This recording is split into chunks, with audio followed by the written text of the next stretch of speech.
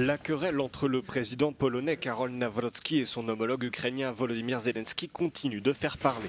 Ce mardi, la Commission européenne a mis en garde contre la fragilisation de l'unité politique sur le continent et le fait que ce désaccord fait le jeu de la Russie. If there's something we have learned over the past 5 years,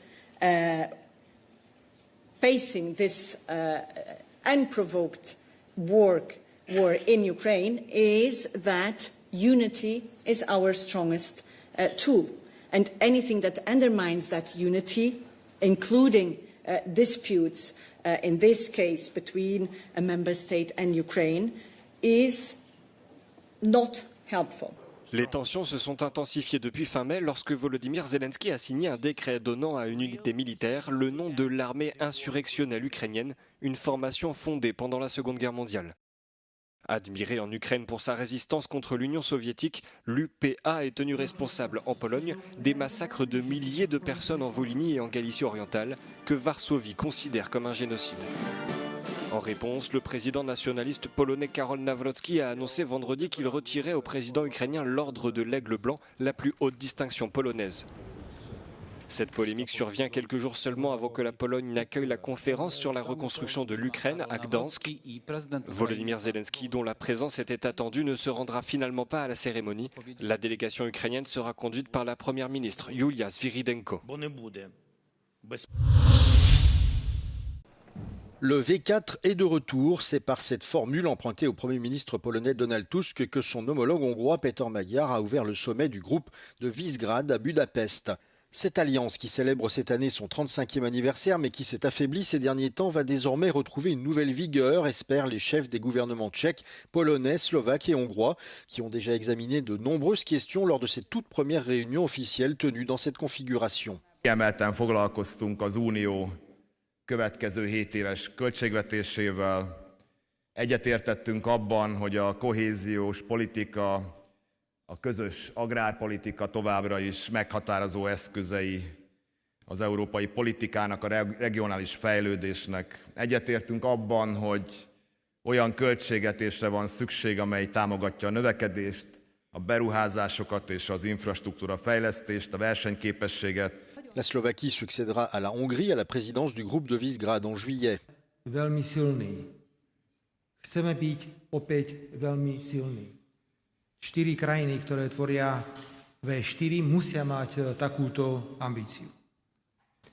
Slovenské predsedníctvo prichádza v náročných časoch. A možno neformálne stretnutie, ktoré sme mali pred plenárnym zasadnutím, ukázalo. Il a également été mentionné lors de la conférence de presse que Péter Magyar et Robert Fico n'étaient parvenus à aucun accord concernant les décrets Benes. Et comme ils l'ont indiqué, ils aborderont cette question lors de réunions bilatérales. A magyar kormányfő hangsúlyozta, ha jól végzik munkájukat, később majd úgy fognak erre az időszakra visszaemlékezni, mint amikor a térség országai felismerték erejüket és közösen alakították Európa jövőjét. Kónya Rita, Euronews, Gödöllő. Des responsables de la Commission européenne et de 15 États membres ont rencontré discrètement une délégation talibane mardi à Bruxelles. Objectif, faciliter le retour de migrants afghans déboutés du droit d'asile.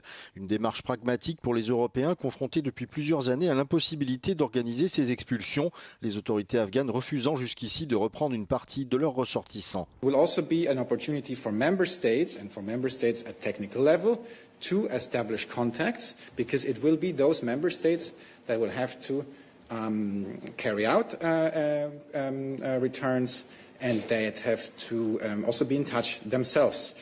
And again, we speak here in the very first place about persons who pose a security threat and about serious criminals. Des militants de l'ONG Amnesty International ont déployé une banderole devant le siège de la Commission européenne à Bruxelles, sur laquelle on pouvait lire uniquement le mot honte. On est au-delà du scandale. On est véritablement dans l'ordre du crachat au visage des valeurs prétendument portées par l'Union européenne et par la Belgique qui prétendent défendre le droit international, les droits humains, alors que là, elles se compromettent avec un régime qui est complètement liberticide, qui piétine les droits humains chaque jour et qui le fait de plus en plus. La Belgique a bien souligné que l'octroi de visa à la délégation talibane n'impliquait absolument pas la reconnaissance des talibans.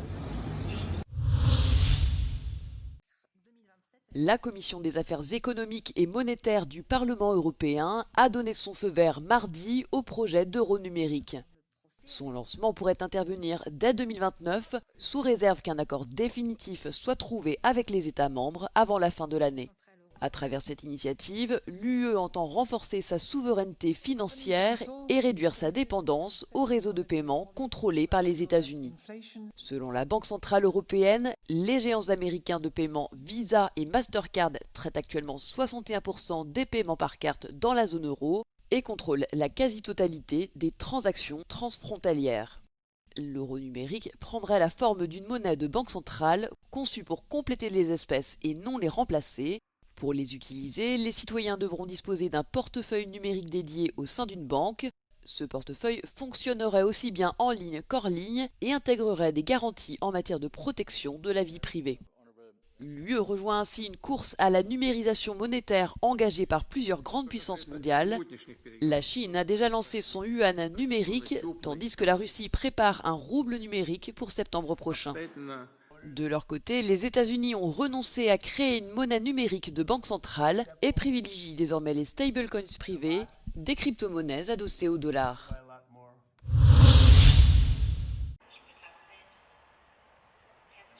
L'ensemble du réseau ferroviaire allemand a été paralysé mardi à la suite d'une défaillance du système de communication interne. La panne a laissé des milliers de voyageurs bloqués dans tout le pays avec des trains immobilisés en gare et de longues files d'attente au guichet d'information alors que chacun tentait de trouver une solution pour rejoindre sa destination. We came here and as soon as we came we saw a bunch of unhappy faces and no one was speaking English and on the sign it said something completely in Deutsch. No information. They are just saying like, oh please, you have to wait. But we are still here waiting. Près de 2h30 après l'annonce de l'incident, l'opérateur national Deutsche Bahn a indiqué que le problème avait été résolu. L'entreprise a précisé qu'une défaillance nationale de son système de communication interne, essentiel à la gestion du trafic ferroviaire, était à l'origine de la perturbation. Pendant la panne, Deutsche Bahn a annoncé la mise en place de bons de compensation permettant aux passagers concernés de bénéficier de nuitées d'hôtel ou de courses en taxi.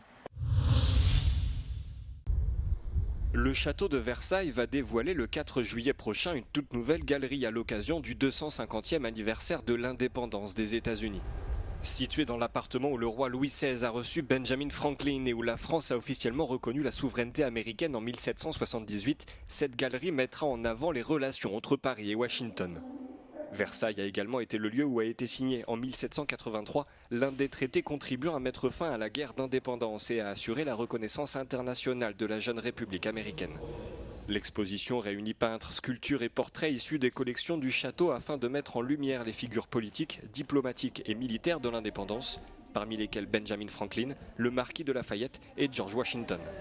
Il y a une vraie cohérence à créer un parcours dédié à l'indépendance des États-Unis à Versailles, puisque dès Louis XVI, on a souhaité rappeler le lien entre la France et les événements, ne serait-ce que par la commande d'un grand candélabre par Louis XVI qui était dans son appartement intérieur et qui célébrait la guerre d'indépendance des États-Unis. Cette ouverture intervient quelques jours seulement après qu'Emmanuel Macron a reçu son homologue américain Donald Trump à Versailles, l'un des instruments de soft power les plus puissants que possède le président français.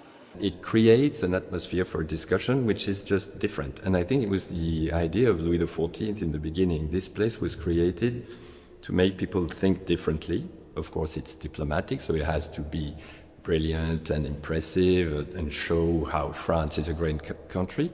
But it's not only that, it's all about beauty and the harmony of the world.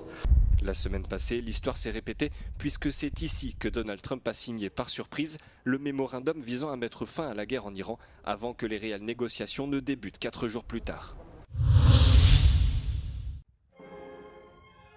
Carton plein pour la Médée de Luigi Cherubini, présentée ce dimanche par l'Opéra national de Grèce au théâtre antique d'Épidore à 200 km d'Athènes. Près de 10 000 personnes ont assisté à cette fidèle reproduction de la mise en scène de 1961, dans laquelle Maria Callas occupait le rôle principal. Cet événement était très attendu par les fans d'opéra. Les billets ont été vendus en quelques jours seulement. La soprano italienne Anna Pierozzi, qui interprète le rôle titre, a conquis le public avec sa puissance vocale et sa présence scénique captivante. Après, le personnage il est très difficile aussi parce qu'il faut aussi interpréter. Il ne faut pas seulement chanter, il faut l'interpréter, il faut vivre la femme qui est Médée, la magicienne, la sorcière et ce homicide atroce qu'elle fait à la fin de tuer ses enfants.